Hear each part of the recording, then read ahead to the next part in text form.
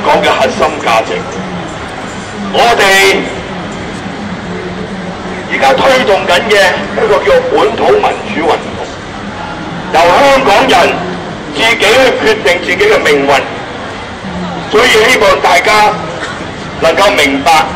我哋作為一個香港嘅中國人，第一就我哋要維護香港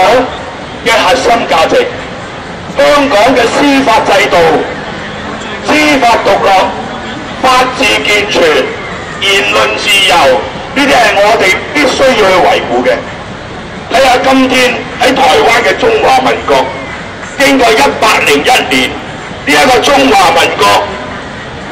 由喺中國大陸38年，到喺台灣63年，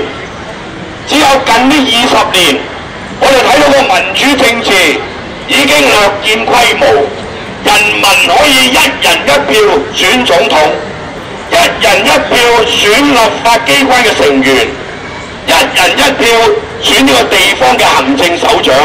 一人一票選呢個地方議會嘅成員。今天嘅中華民國總統，日日喺電視嗰啲談論節目俾人鬧到狗血淋頭，甚至乎用一啲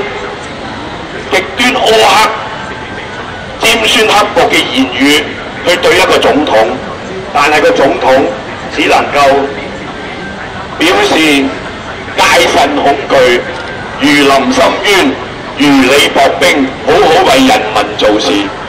因為下一屆國民黨可能俾民進黨懟冧，呢個就係政黨輪替，由人民去決定邊個當家作主。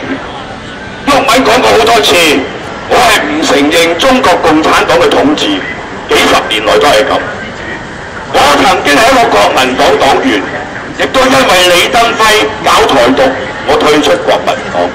但係今天嘅中華民國，佢係由台灣2300萬人民選出嚟嘅，所以佢係一個合法嘅政權。共產黨係一個非法嘅政權，唔係靠人多就得。2300萬人嘅認受性，令到呢個總統係合法嘅。